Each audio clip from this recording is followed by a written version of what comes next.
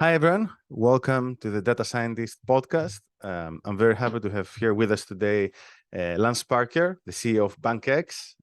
Thank you, Lance, for being one more time with us. Oh, yeah, absolutely. We talk a lot, so I like to keep up with everything that's going on. Absolutely. So good to be here. Yeah, absolutely. So for those of you who don't know, I'm the tokenomics auditor for BankX, which is a revolutionary stablecoin protocol. It's going to launch this year, 2022.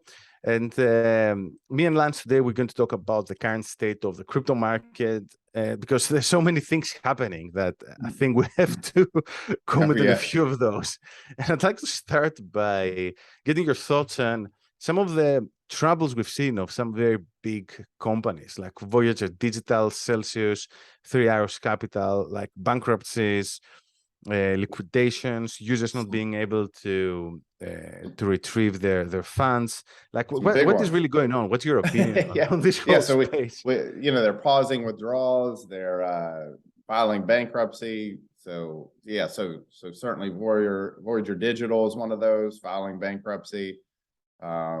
Celsius, who I think their cause was a mismanagement of the user funds because they're trying to aggressively look for larger returns to keep up with what they've paid previously.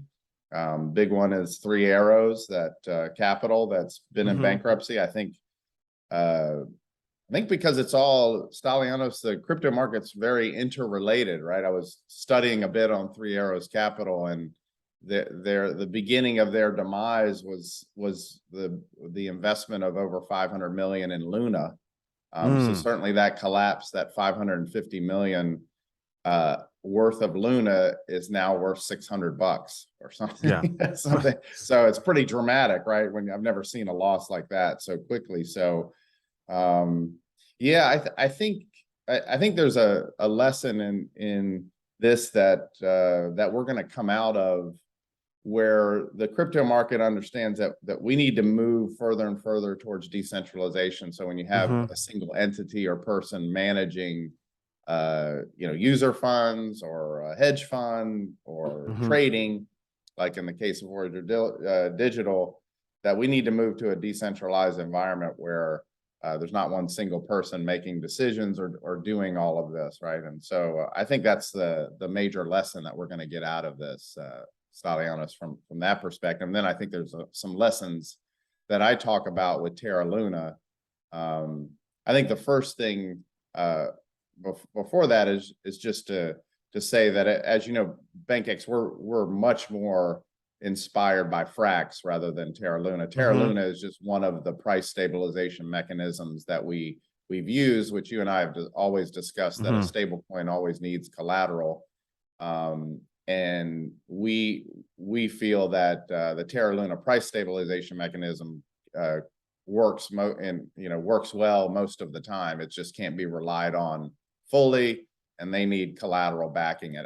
Which I think Terra Luna learned knew that they were just a little bit late, and then they were trying to redesign, redesign that. So I think that's the two major lessons from the Terra Luna collapse: is a stablecoin needs collateral from the moment of design and launch, and then their price stabilization mechanism will work. It's just not 100% foolproof, but it can be added with a bunch of other things. And so that's generally what I kind of think about this, Stylianos, with all the things we're seeing and the collapse of Terra Luna and all of that.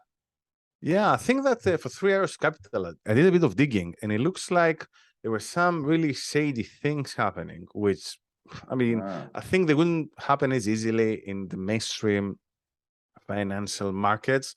It looks like 3 Arrows Capital were essentially gambling on borrowed money, and they borrowed crypto in order to invest. And I'm not sure how good the strategy was, because obviously, when the tide rises, how the saying goes, like it rises all ships. And when you're in a bull market, like it's really easy to say you're a top trader, and then when everything started crashing, they found themselves without really the means to repay back their loans. And this kind of makes you worry as to who's investing in these companies and who's auditing these companies. I do agree that decentralization can be like a cure to all of that, because there's so many shady things these companies are doing. It's the same like with Celsius, like, oh, do they have enough funds? Are they liquid? Are they not liquid? Is this exchange liquid? Is it not liquid? Like, I feel that the moment that we reach the middle or point of a bull run, there are many people, like from the top to the bottom, who believe that the bull run is going to last forever, so they can just take crazy risks. And then all of these like things, like whether it's gambling on borrowed money or, giving away very high interest rates like Anchor Protocol did with Terra Luna, Celsius, etc. They're like different variants of a Ponzi scheme, more or less. Yeah, that's been sort of the thought behind Anchor Protocol, is how is Terra Luna paying these big returns? And so they're not based on sound economic principles, which you and I talk a lot about with Yeah. BankX and making, right? Yeah. And I think it's and I think this might be something that we're going to see in the next bull run as well. Hopefully not, but every bull run has a way to surprise us, like 2017, 2018 were ICOs. But that being said, I think there's probably regulation looming on the horizon, and I think the regulators in all the major countries and trading blocks like the EU, US, UK, now they probably have lots of ammunition after the collapse of Terra Luna and what's happening with the crypto markets and Voyager and Three Arrows and Celsius, to say, hey, we need some additional regulation. So what's your take on that? Do you have a feel as to what we might see in the near future, this year at least? Yeah, I mean, they're definitely using that as a catalyst to push through their laws, which they always do, right? They wait for an event or create an event. Generally, the regulation, I think, is coming from the people who don't like crypto, right? So the G7 formed the Financial Action Task Force in 1989. And so a lot of these crypto regulations that are being pushed upon countries, and especially EU, with the latest, the sort of most recent regulations, is coming out of the FATF, right? So some of the things they're doing, right? They passed the market in crypto assets, MiCA, and that's really, going after centralized exchanges and stable coins, which is really in line with them protecting fiat. So I think that's a lot of the motivation with this, is the threat of crypto. I think I saw something about any transaction over 1,000 euros would need to be KYC'd.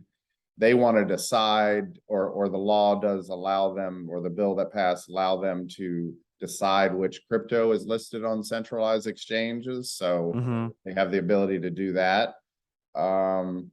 Yeah, so anything over 200 million in transactions a day, they would limit that.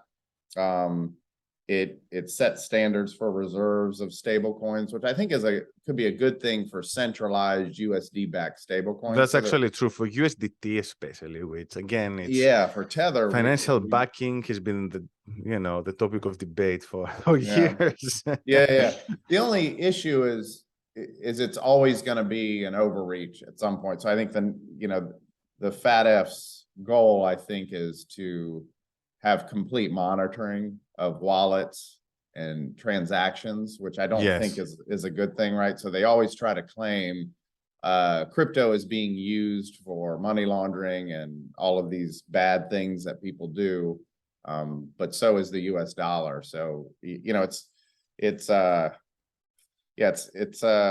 don't know. I think we have to be very careful with what they do. So I think I often I've written and talked about that, Stylianos, where I think for centralized stable coins and USD backed ones, those are going to be brought into the banking system through regulation, which I think they're doing. But for decentralized stable coins that have the same characteristics of sort of pure crypto, I don't know really what they're going to do with those. If everything's decentralized, there's really no way to stop people from using a decentralized exchange. From, if you have a fully decentralized stable coin that you can mint and send around, I don't know what regulation would do there.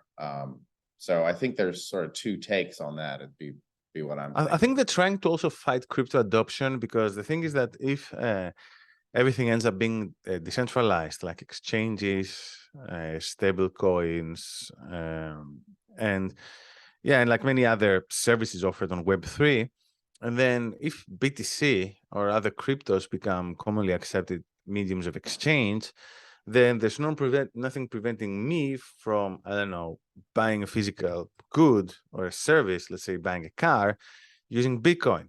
So at that point, governments essentially lose power. This is what happens, right? And they can say, oh, you can't do this transaction or that transaction on a centralized exchange. And, there's always problems when you're going to convert your crypto to fiat and all that. But again, they can't, if everything's decentralized and BTC or some other crypto becomes a commonly accepted token of exchange, then there's nothing they can do to limit this. And I think this is what they're trying to prevent from happening, because they know that they're going to lose the power. But I think there's a non-zero probability that this is actually going to happen, that at least a part of the society is going to start using crypto for transactions. I don't know how long it's going to take, whether it's going to be 5 or 10 years. But I do believe it's going to happen sooner or later. What's your take on that? Well, yeah, I don't think there's any way to stop it. Yeah. Stylianos, I mean, it's just a matter of time where the right crypto or stable coin comes along where it catches on. And that's why they're going after centralized exchanges, USD stablecoin issuers. That's really trying to, you could really cause some issues there from a centralized standpoint. But if the right one comes along, I just I'm kind of like you. I think there's a 0% probability they'll be able to stop it, because they would have turned off Bitcoin if they could have, to stop this whole this whole movement, right? If they could have. So yeah, I'm like you. I don't think, it's not a question of if, it's a question of when. Yeah, absolutely. And what's your take on the current state of the crypto market? I mean, we're obviously in a bear market. And I mean, we know these cycles come and go. Something which astounds me is how many people on Twitter, they panic, they're like, everything's going to zero, or other people at the sign of a relief rally, they're like, oh, it's going to the moon again. I don't know. It's like, there seems to be many retail investors, they're just not mature at all, I guess, as investors. But I personally don't worry too much. I don't know what your take on this. But I'm like, it's just a natural cycle. It's like forest fires during the summer season in certain countries. It's part of the ecosystem. It has to happen. It just happens. Same thing. I'm not too worried about it. I think it's a time to build. It's a time to release. I actually think it's okay to release on a bear market, so that you have a protocol that's ready for the bull market.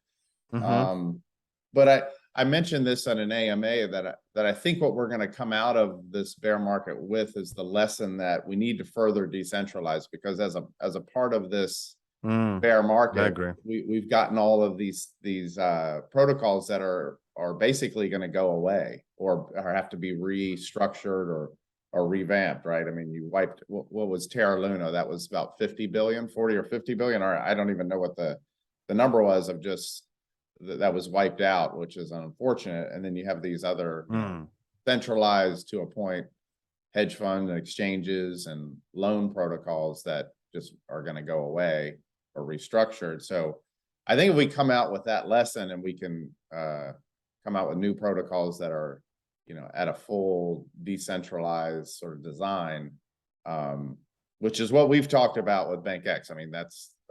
It's always been, taking it all the way through and moving the ball down the field for a stable coin and decentralization. I think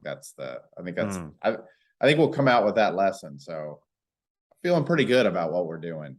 So when is BankX going to launch?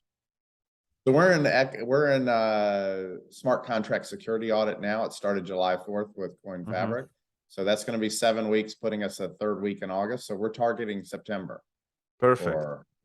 So we'll be multi-chain. It's looking like ETH, depending on ETH2, how that goes, that we launch on that first. If there's some slowdown there, we'd launch on Binance first, and then we'll go through the the different chains that we'll deploy BankX on. So.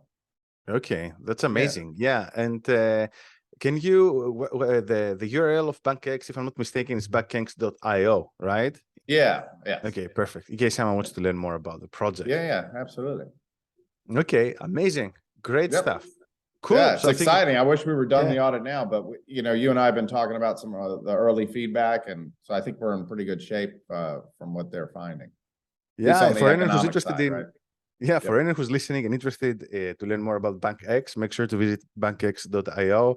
I've been personally involved in this project. I think it's going to be the future of decentralized stablecoins. Takes the best ideas from many different protocols, and also it adds some of its own unique magic on top. I'm very happy to design parts of the system, and I think it definitely demonstrates that there can be a decentralized stablecoin. Actually, the Test Earth Academy did research amongst around 30 blockchain experts a couple of months ago when Terra Luna collapsed. And I think around 50% of the experts said that they still believe that algorithmic stablecoins can work to some extent. So I think everyone had the feeling that it's not that because Terra Luna died that this thing can't work. It's just that it wasn't built properly. And I completely agree with this. And I think BankX is like the correct version of this vision. so everyone who's listening, stay tuned. We had that early on too, Stylianos. I think that's so the market's sort of proving what our initial thoughts were. And then when we started working with you, just what your impression was too. So yeah, it's pretty exciting. So perfect. Amazing. So thank you, Lance. I think your commentary is always appreciated. Oh, thank you, sir. Yeah, it's always good to talk with you, Stylianos. I appreciate it. Absolutely. And thanks everyone for listening in. If you want to hear more or learn more about data science, AI, and blockchain, make sure to visit thedatascientist.com and make sure to check out for this podcast, both on YouTube, but also on Spotify. Thank you and have a good rest of the day. Bye.